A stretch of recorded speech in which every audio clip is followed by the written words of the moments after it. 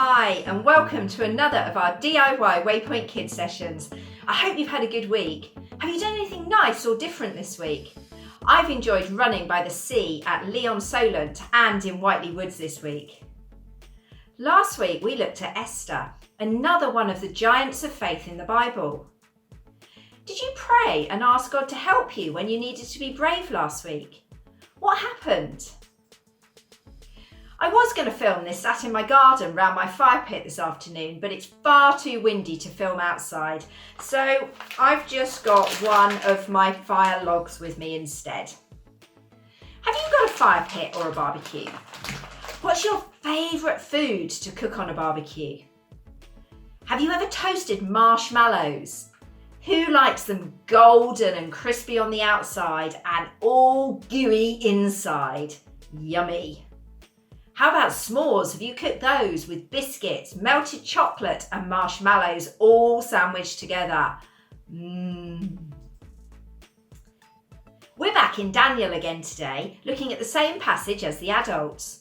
Although we're not going to see Daniel, just his three friends, Shadrach, Meshach and Abednego, or as VeggieTales call them, Rack, Shack and Benny.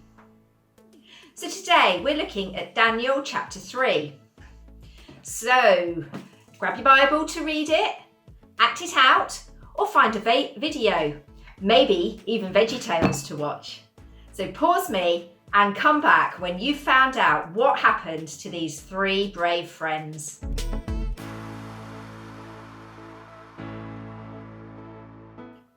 Before we think about what happened, have you ever wondered why Daniel wasn't with his three friends in this chapter?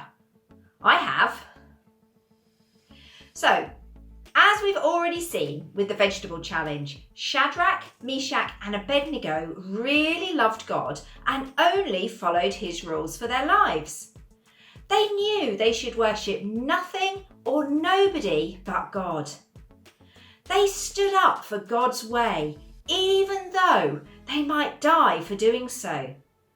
They refused to bow down to King Nebuchadnezzar's giant statue and because of that were thrown into the fiery furnace.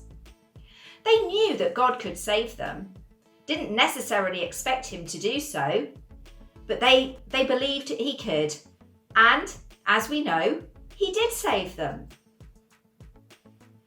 Like Elijah, Daniel and Esther, Shadrach, Meshach and Abednego believed that God would be with them if they chose to stand firm and do the right thing. And they knew that they could trust God whatever happened. The way these three lived their lives as followers of God was noticed and influenced others. Because of what King Nebuchadnezzar saw happen in that fiery furnace, he said no one could say anything against Shadrach, Meshach or Abednego, nor of their God. So, who wants to be a giant of faith like Shadrach, Meshach and Abednego? What can we learn from them? Their lesson to us on how to be a giant of faith is that if we live our lives as Christians, others will notice that we are different. They also teach us not to change how we live, even if others put pressure on us to do so. There's another resource sheet for you with games, activities, things to talk, think and pray about together. Do let us know your news and if there's anything we can do to help or support you in these times.